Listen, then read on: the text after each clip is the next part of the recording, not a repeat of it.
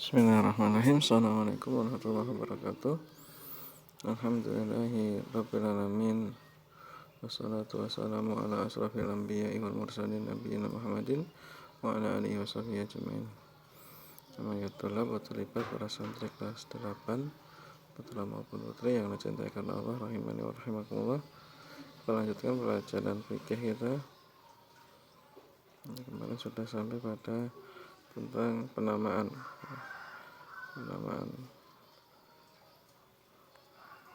bagaimana adab-adab dalam menamai anak, nama-nama yang disukai ya, bentuk penghambaan kepada Allah, Abdurrahman, Abdurrahim, Abdullah, Abdul Aziz, terusnya. Sekarang kita masuk pada nama-nama yang haram dan benci.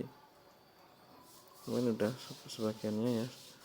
Setiap nama yang menunjukkan peribadatan kepada selain Allah, seperti Abdul Husain, Abdul Rasul, Abdul Uzza, Abdul Ka'bah, ini semua tidak boleh. Ghulam Muhammad, Abdul Syam juga tidak boleh. Nama-nama surat Al-Quran juga tidak boleh ini dibenci ya. Namanya misalkan Toha atau namanya Yasin. Karena ada sebagian yang meyakini bahasanya Toha, Yasin itu adalah nama dari Nabi kita Nabi Muhammad SAW. Ya, sebagaimana salawat mereka, salatullah salamullah ala Toha Rasulillah, salatullah salamullah ala Yasin Habibillah, ini mereka namai Nabi Muhammad, namanya Toha, namanya Yasin ya. Kita saja kalau diberi nama, misalkan namanya udah bagus Abdullah, atau namanya udah bagus Abdillah ataupun Ammar, tapi dinamai sama teman kita diganti namanya Bejo, biar hidupnya itu beruntung, tak ganti namamu Bejo atau nama lainmu adalah Bejo ya, pasti kita tidak suka. Udah namanya bagus diganti Bejo. Ini juga Nabi Muhammad udah namanya bagus ya, Muhammad atau Ahmad, diganti Toha sama Yasin yang tidak ada dalilnya, nggak ada kejelasan dalilnya. Nah, jadi Toha sama Yasin ini seperti huruf-huruf muqatta'ah yang lainnya, alif, lam, mim, ha, mim, itu juga Allahu a'lam. Allah lah yang mengetahui apa maknanya.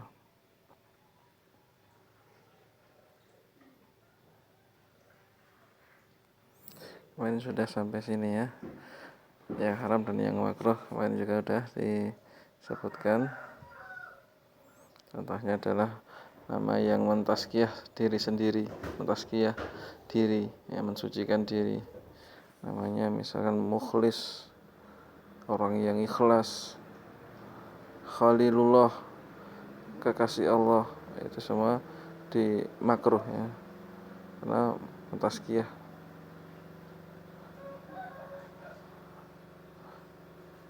Kemudian yang haram juga adalah nama-nama orang-orang kafir, yang mengikuti nama-nama orang-orang kafir.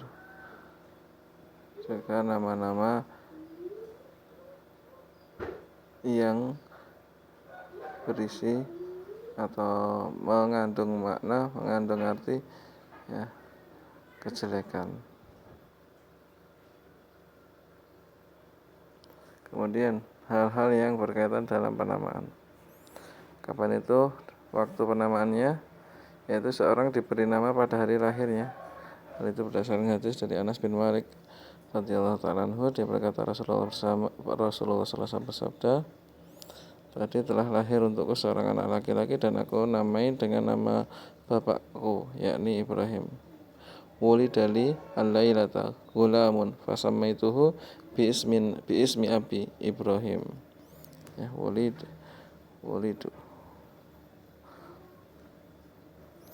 wulidali al-lailata gulamun fasammaituhu bi ismi abi Ibrahim.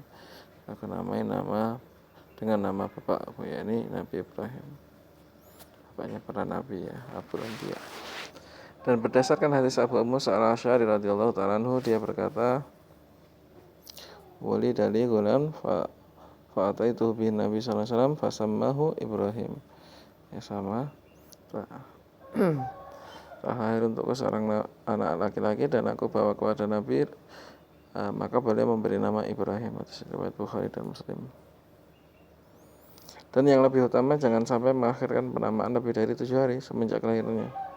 Hal tersebut berdasarkan hadis Samurah bin Jundab. Bahasanya Rasulullah bersabda, ya, setiap anak tergantikan dengan akikahnya, disembelihkan atasnya hari ke-7, dicukur rambutnya dan diberi nama. Ya, tidak boleh lebih dari 7 hari ini. Kullu ghulamin murtahanun bi aqiqatihi tudbahu anhu yauma sabi'i wa yuhlaq ra'suhu wa yusamma. Ibnu Qayyim berkata, dan diperbolehkan memberi nama sebelum hari ke-7 dan sesudahnya. Perkara dalam masalah ini adalah ada kelapangan, ya. Ini yang lebih utama, ya, sebelum hari ke-7, maksimal hari ke-7. Tapi kalau lebih dari itu masih bingung, misalkan bapaknya mau menamai apa, kakeknya mau menamai apa, neneknya mau menamai apa, masih bingung, maka boleh lebih dari hari ke-7. Tapi yang lebih utama kurang dari 7 hari itu. Disyariatkan merubah nama yang jelek. Wajib merubah nama yang diharamkan dengan nama yang baik, sebagaimana disunahkan untuk merubah nama yang makruh. Sungguh Nabi SAW telah merubah nama-nama sebagian para sahabatnya. Aisyah menyatakan bahwasanya Rasulullah SAW merubah nama yang jelek. Dari Abdullah bin Umar bahwasanya Rasulullah merubah nama Asiyah, lalu beliau mengatakan, engkau sekarang bernama Jamilah. Asiyah artinya orang yang bermaksiat, wanita yang bermaksiat, maka diganti dengan Jamilah. Dan yang lainnya, ya.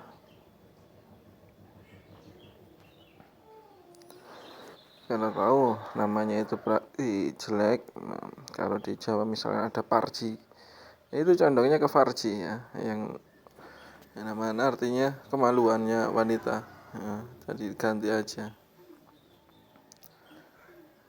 harusnya Fajar misalkan.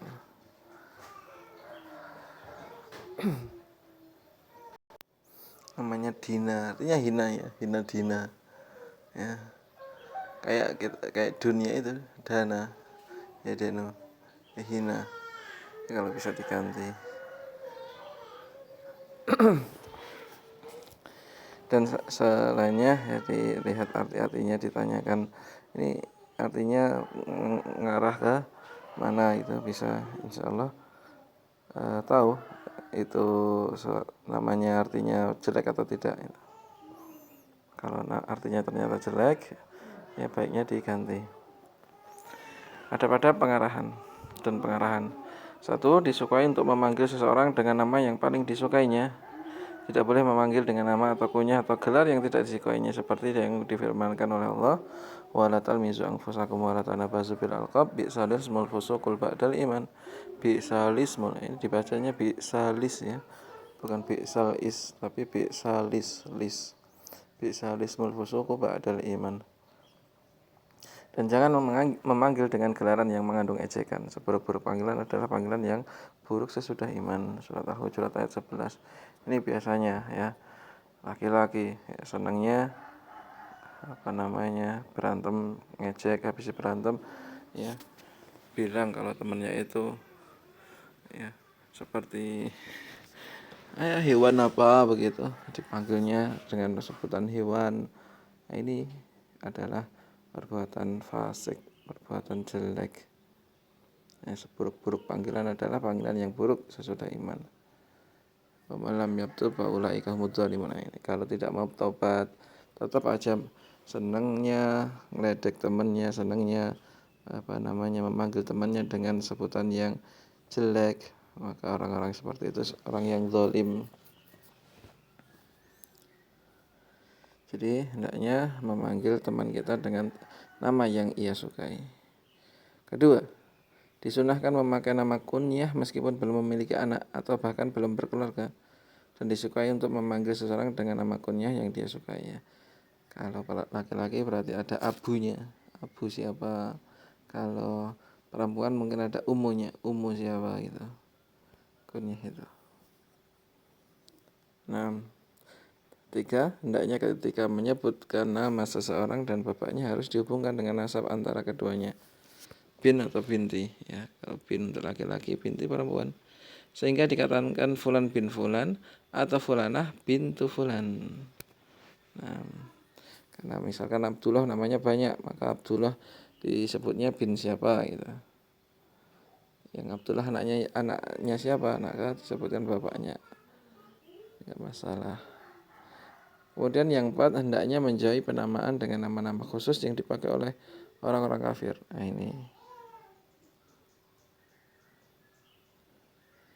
jauhi nama-nama orang-orang kafir. Misalkan Santa, ya, Santa Claus, atau Maria, nah, Maria, atau siapa lagi? Ya orang-orang Yahudi, orang-orang Nasrani, orang-orang Hindu, Buddha, namanya Gusti. Ya, dijauhi nama-nama itu.